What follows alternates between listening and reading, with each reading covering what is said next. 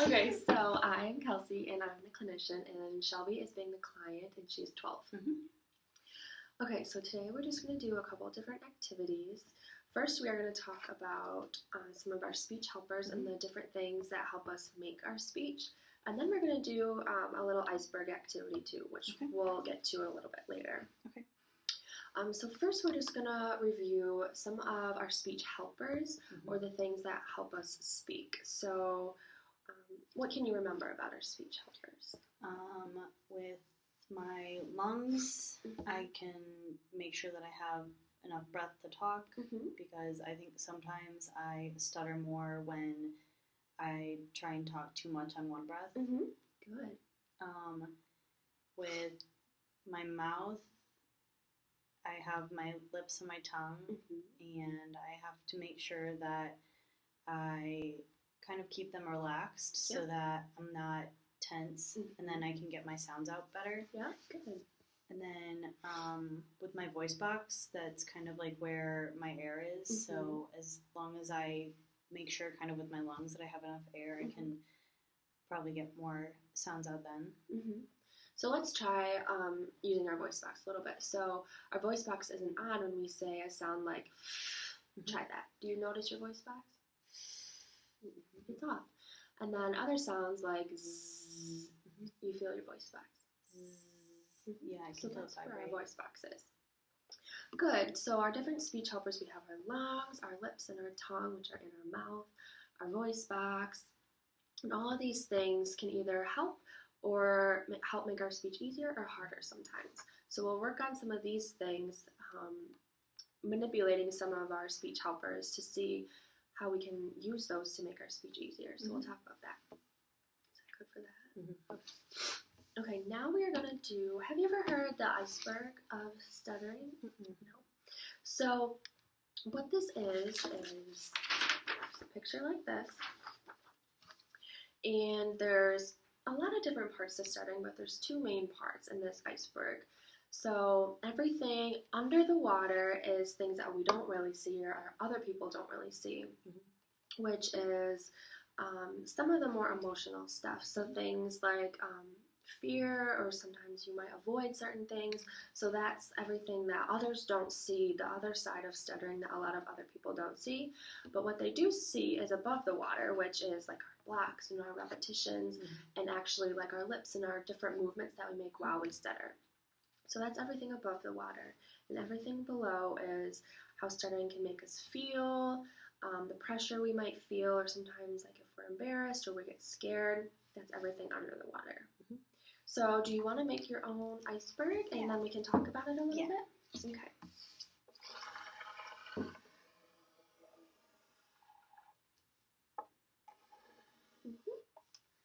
So everything above, like what kind of stuttering do you think that you do?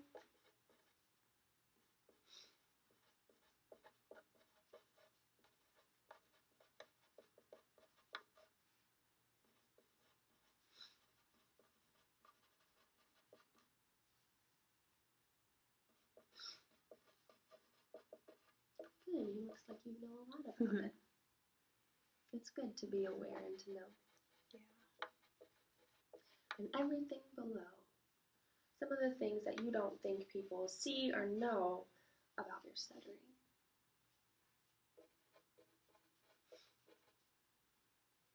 What that you feel about your stuttering.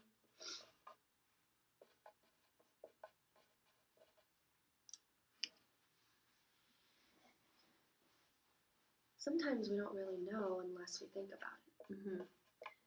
I know, I'm kind of trying to think about what it is like when I stutter. That's good. And then we'll talk about those things.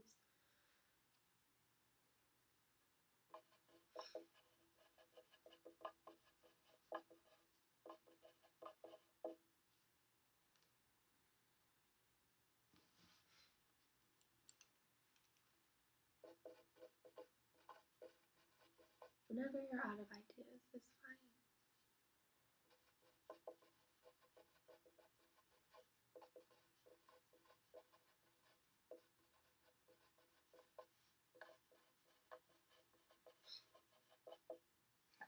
Okay.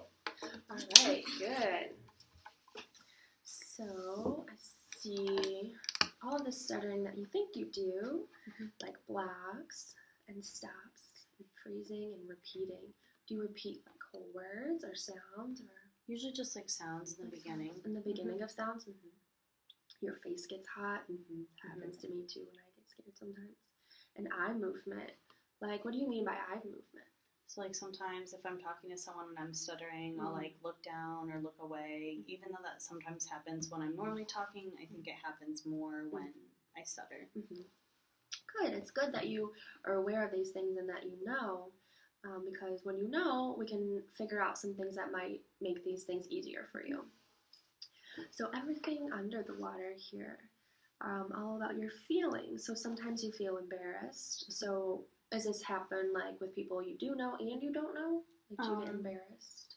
Sometimes both. I think if it's people that I don't know, it's a lot of the time. But when it's people that I do know, I think it's mostly like in class, like if I have to like give a presentation or something, or if I really am tripping over my words and kind of get stuck really bad, then that's kind of when it happens. Or if I'm like meeting someone new.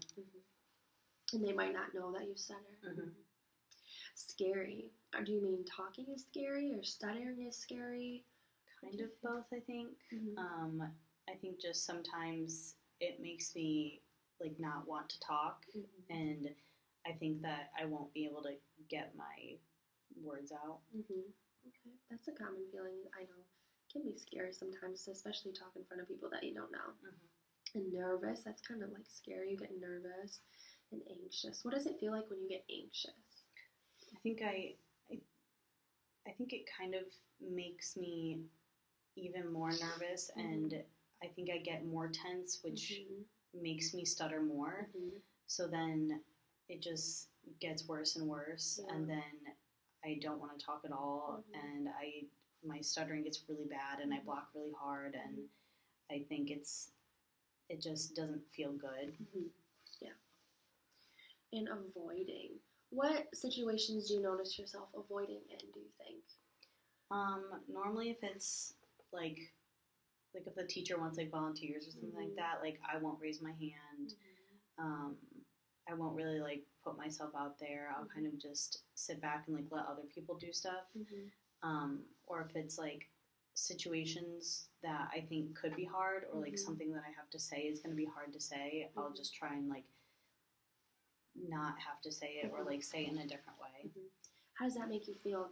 Do you wish that you could participate more, or? Yeah, because I usually know like what the teacher's asking, or I want to be able to do more things. But I don't know. I want to be able to participate, but I think when it does happen, it just makes things like harder to do. That's understandable. So we kind of talked about, you have on here not wanting to talk. We kind of talked about that. People not wanting to be your friend. Do you think that's because of your stuttering, or more because of you don't participate? I think it's kind of both. Like, I think people might think I'm shy because I don't participate. And then I think it's also because of my stutter, because people don't really understand it, and they don't want to ask questions because, I don't know, maybe they don't want to be rude or something. But I don't know. So, and it's just like, it's hard explaining it, especially if I don't talk to them in the first place, because I sort of avoid meeting new people. Okay, and judgment. You think others will judge you? Yeah, kind of. It's like sort of the same thing with that, but like then in class too, like if I am giving a presentation on something, I feel like if I stutter on something, like the other kids are judging me, or like they don't really understand, so they don't get it. Yeah.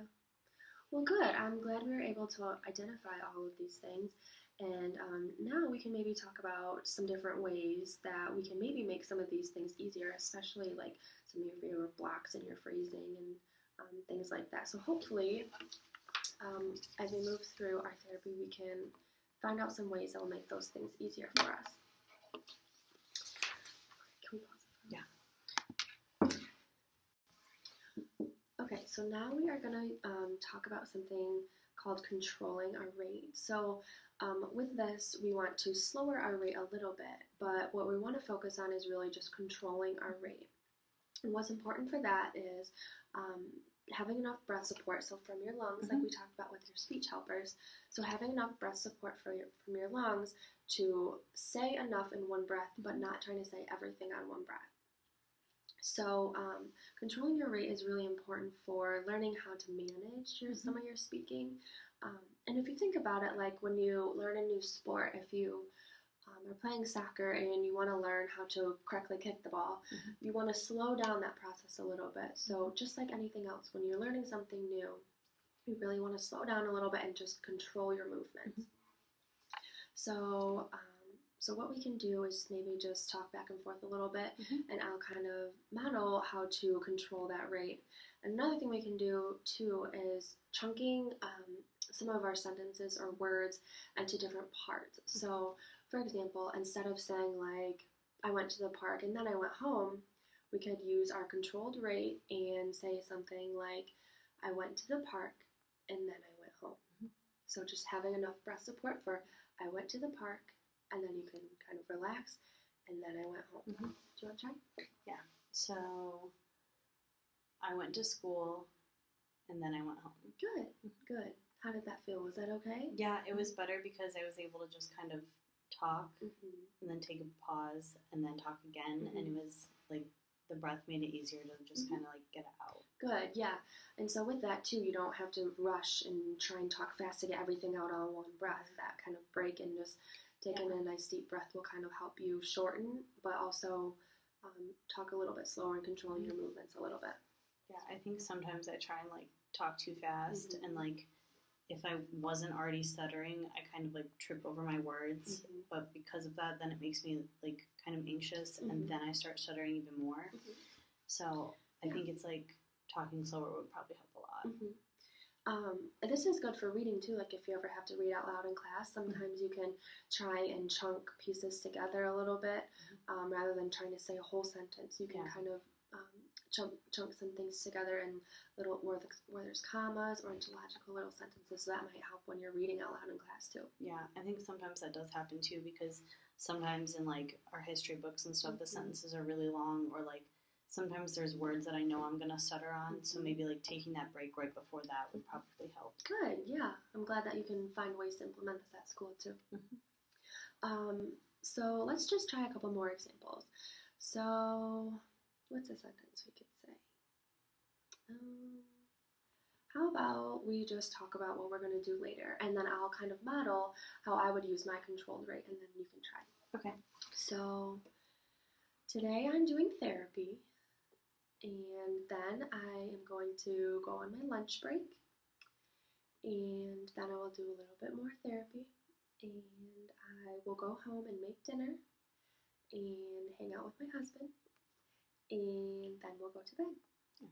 So I kind of chunked things into little segments, and then after each time I let my breath go, and then I took another deep breath and just chunked things into little logical sentences. You want to try?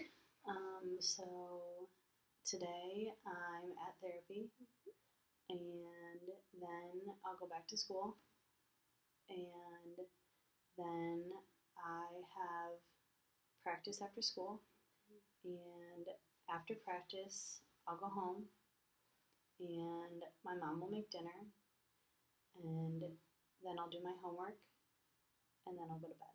Good, that was really good. I noticed you taking those deep breaths after you finished your one sentence and you were starting another. That was good. And your rate was slow and controlled, but it wasn't too slow where it was like you were talking not normally. So that was good, just a good controlled, little bit slower rate and chunking things into little segments. Yeah, I think that'll really help too, because I think sometimes I can get like too ahead of myself in my words, and I'll just want to like jump to things, and then it makes it like harder for people to understand me sometimes, I think, and then my stuttering kind of like gets ahead of itself. Yeah. Okay, so now we are going to try another thing called easy onset. So with this, what we want to focus on is taking a nice deep breath before we speak, and almost like really softly saying that sound before we come out and really fully say it. So for example, I'm trying to think of some words that you might say most often throughout your day. So I know you play baseball.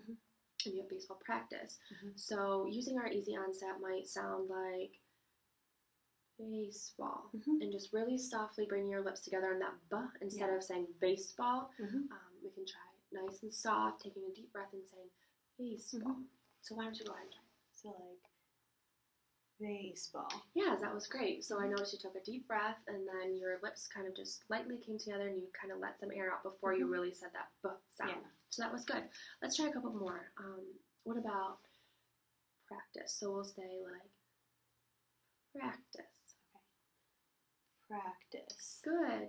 How does that feel? Do you like that? Yeah, it's good. It makes like the breath come out easier, and like instead of like feeling like I have to like tense my muscles here first to make that sound, and it makes it like come out just a little bit easier, and I don't feel like I'm gonna stutter on it. Good. Yeah, so being less tight and less tense really sometimes helps with these sounds. Yeah. Let's try some more. So, are you in biology yet? Do you have a biology class? Yeah. Okay, so maybe we can say like biology. Biology. Good. Good. What about with class? So we could say, take a deep breath and then say class. Class. Good. Yep. Good. Is there any other words that you think that we could say that you could maybe practice this with for that you say a lot throughout a day? Maybe like book, because we use our books in class. Good, yeah. So taking that deep breath, book, and just kind of lightly bringing your lips together, blowing out a little bit of air first, and softly letting that sound go. Yeah. Good. Yeah, that works really good. Plus, I think like a lot of those words I say a lot throughout the day, or like my week at school. Yeah. Yeah. So as you just go about your day, if you think that you might stutter on a word, you can just try using this technique, taking that breath, and then lightly bringing your lips together, or whichever speech help you're using, and then just slowly and softly letting that sound go. And putting that breath in front of it first. Yeah, exactly. Yeah, that's really helpful. Good. Good. Okay, so now we are going to try another thing called easy onset. So with this, what we want to focus on is taking a nice deep breath before we speak and almost like really softly saying that sound before we come out and really fully say it. So, for example, I'm trying to think of some words that you might say most often throughout your day. So I know you play baseball and you have baseball practice. So using our easy onset might sound like baseball, and just really softly bringing your lips together on that B instead of saying baseball. We can try nice and soft, taking a deep breath and saying baseball. So why don't you go ahead and try? So like baseball. Yeah, that was great. So I noticed you took a deep breath and then your lips kind of just lightly came together and you kind of let some air out before you really said that B sound. Yeah. So that was good. Let's try a couple more. What about practice? So we'll say like practice. Practice. Good. How does that feel? Do you like that? Yeah, it's good. It makes like the breath come out easier, and like instead of like feeling like I have to like tense my muscles here first to make that sound, and it makes it like come out just a little bit easier, and I don't feel like I'm gonna stutter on it. Good. Yeah, so being less tight and less tense really sometimes helps with these sounds. Yeah. Let's try some more. So, are you in biology yet? Do you have a biology class? Yeah. Okay, so maybe we can say like biology. Biology. Good. Good. What about with class? So we could say, take a deep breath and then say class. Class. Good. Yep. Good. Is there any other words that you think that we could say that you could maybe practice this with for that you say a lot throughout a day? Maybe like book, because we use our books in class. Good, yeah. So taking that deep breath, book, and just kind of lightly bringing your lips together, blowing out a little bit of air first, and softly letting that sound go. Yeah. Good. Yeah, that works really good. Plus, I think like a lot of those words I say a lot throughout the day, or like my week at school. Yeah. Yeah. So as you just go about your day, if you think that you might stutter on a word, you can just try using this technique, taking that breath, and then lightly bringing your lips together, or whichever speech help you're using, and then just slowly and softly letting that sound go. And putting that breath in front of it first. Yeah, exactly. Yeah, that's really helpful. Good. Good. Okay, so now we're just going to do a little bit of a review of everything that we talked about in therapy today. So first we talked about our speech helpers. So we talked about our lungs. We really focused on our lungs today, where we make sure that we take a deep enough breath and we have enough breath support to say the things that we want to say, but also knowing that we can chunk things with our controlled rate into little sentences, and then take a deep breath before our next thing that we want to say. So learning all about our lungs and how we can control our lungs to make our speaking easier, we talked about today. There's also our voice box, where we can stop the airflow at our voice box. And our voice box turns on when we say voice sounds like z, and then it's off sometimes when we say sounds like f. And then we talked about our lips and our tongue, and our mouth, and how our stuttering can sometimes get stuck at our lips or our tongue. If we say like a tut-tut, our stuttering can be stuck there. So learning about our speech helpers just helps us know everything that we do when we speak. And then next, we did our iceberg activity, where we talked about this one first, where everything under the water is how you feel about stuttering, and it's not always the things that other people see. And then everything above the water is the things that people do see. So on yours, you talked about blocks and stopping and freezing, and you repeat sounds and sentences, or sounds and words. And you notice that you break eye contact, or you look away sometimes, your face gets hot. And then everything under the water, more about how you feel about your stuttering. You talked about being embarrassed, and you get scared and nervous, and you're worried, and people might not want to be your friends if you stutter. And you talked about sometimes you want to avoid and not talk, and it decreases your participation a little bit, which are all good things to be aware of. And then throughout therapy, like today, we focused on controlled rate, which hopefully this technique can kind of help you feel a little bit better about some of these things and make your speaking a little easier. So with our controlled rate, we talked about really taking a nice deep breath from our speech helper of our lungs, and then just kind of slowing down our rate just a bit and chunking things into little smaller sentences.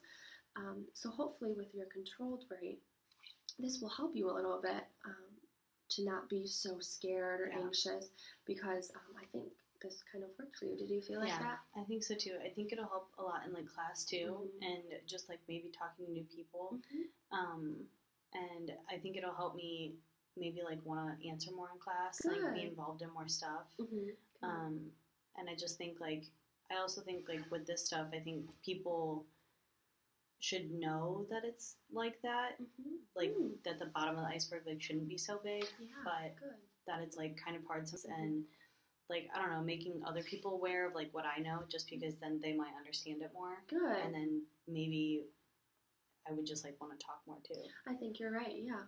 I think that's really good to think about, and maybe we can talk about later in some of our sessions, maybe approaching some of the kids in your class, or just talking about these things a little bit more to make it not so under the water, and maybe that will help you too. So you can continue to try and use the controlled rate like at school, or maybe even at home with your family.